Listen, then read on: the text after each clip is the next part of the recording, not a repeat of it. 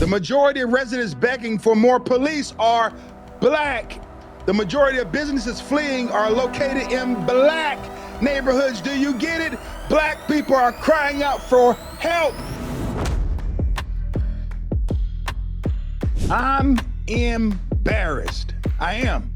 I'm embarrassed. You know, I thought about painting myself white or yellow or green or turquoise before doing this episode because I hate to look like Mayor Brandon Johnson with the insidious things that he constantly says. I mean, he is pulling down the overall morale of the Black community. And I want it to be known that most Black people don't think like him. Chicago's mayor, Brandon Johnson, is now claiming that addressing crime is racist. Think about that. Since when did protecting families become a hate crime? Crime isn't about race. It's about behavior. It's about policy and accountability. And the real result is assuming that enforcing the law somehow targets Black Americans. No, it doesn't. Communities of all colors want safety, even Black people, unbeknownst to Mayor Brandon Johnson. Ignoring crime isn't compassion, it's cowardice. Take a look at this video clip right here. We cannot incarcerate our way out of violence. We've already tried that, and we've ended up with the largest prison population in the world without solving the problems of crime and violence. The addiction on jails and incarceration in this country, we have moved past that. It is racist, it is immoral, it is unholy, and it is not the way to drive violence down. Racist, unholy, immoral, reprimanding people and charging them for offenses that they have committed? So you mean to tell me that we're supposed to be angry with law enforcement? So maybe we should go and lock up the police and be mad at them and tell them that, oh no, don't arrest the criminals, just let them run amok so that we can have the inmates running the asylum. Brandon Johnson, it doesn't work like that. Now, I thought that no one could do as a terrible job as Mayor Lori Lightfoot. I mean, she was hard to look at, hard to listen to. I mean, just the whole thing. It was bad. But this guy right here is now upset because policing crime to him doesn't work. You see, here is the core problem. Calling crime prevention racist is a shield against accountability. When Chicago Mayor Brandon Johnson labels crime reduction efforts as racist, he's weaponizing identity politics to avoid responsibility for failed leadership. This tactic shifts the narrative away from the victims and places all focus on hurt feelings instead of public safety. It frames every solution, policing, prosecution, consequences, as racism, shutting down real conversation. This is a classical ideological move. When progressives cannot solve a problem, they redefine the problem so nobody can criticize it. If crime equals racism, then demanding safety equals white supremacy. It's a rhetorical firewall. And why does crime have to be synonymous with Blacks? It doesn't have to be that way. It doesn't. Conservatives are not saying Black people equal crime. The left is the one making that connection by insisting crime enforcement targets Black people. Addressing crime is about behaviors, conditions, and policy outcomes, not skin color. No community, let me get this straight here, no community, Black, white, Hispanic, Asian, Pacific Islander, other, Native American, you name it, deserves to live under criminal terror. No community. Progressives often imply that criminal behavior is inherent to Black communities. That is more racist than anything conservatives say. Conservatives argue that crime is a choice, and it is, and every community deserves safety.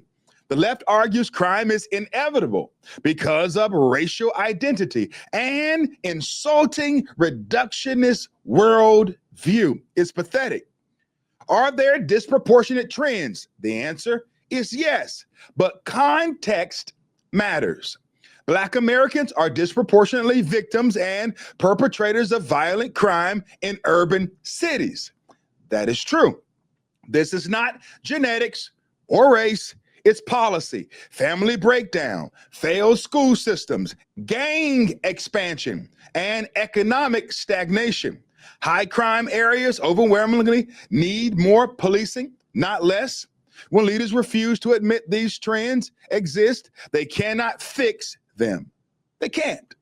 The left claims that acknowledging crime trends is racist. In reality, ignoring them keeps communities trapped in cycles of violence. Data is not racist. Denial is. Chicago's crime crisis is not race-based. It's policy-based. Ending cash bail, refusing to prosecute theft, demonizing police, sanctuary city chaos, encouraging migrant crimes by refusing enforcement. These policies fuel violence, not the existence of Black residents.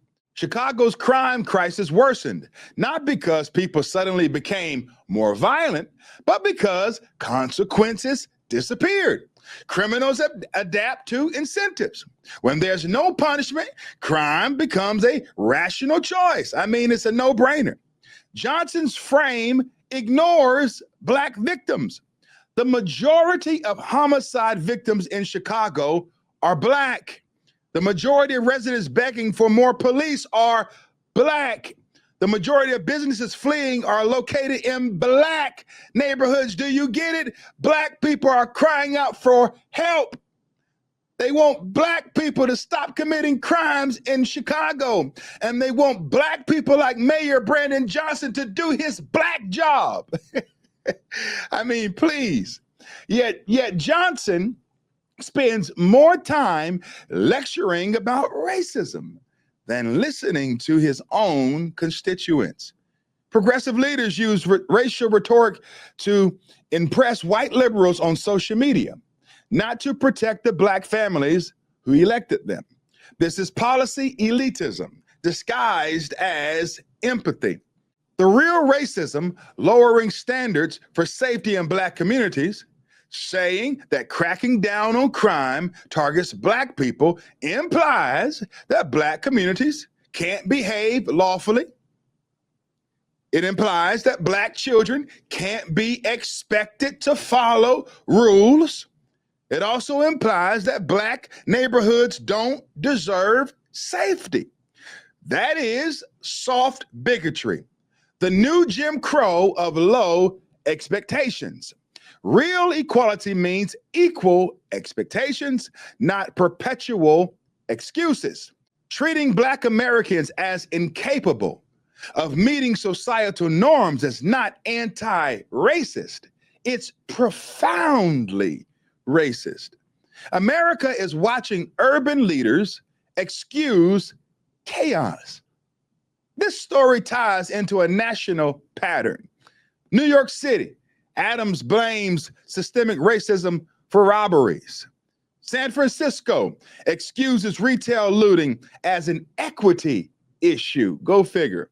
And LA, good old LA, dismisses gang violence as a social justice challenge.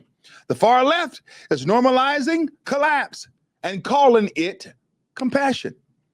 The result is a growing split in the Democratic Party between safety-first moderates and activists who believe law enforcement itself is oppressive. The 2026 and 2028 angle is clear. This is why urban voters are shifting. More Black And Hispanic voters are rejecting soft on crime policies and progressive ideologies. Communities just want safety, not slogans. The left is losing working class minority voters because they feel abandoned. Crime will be one of the top drivers of urban political realignment. Democrats risk losing blue cities the same way they've lost working class rural America, by ignoring everyday suffering. It's a shame. Let me know what you think below, my friends, in the comments section. Am I right or am I wrong? Am I weak or am I strong? God bless you and God bless America. And do me a big favor, like, share, and subscribe to my channel. Take care.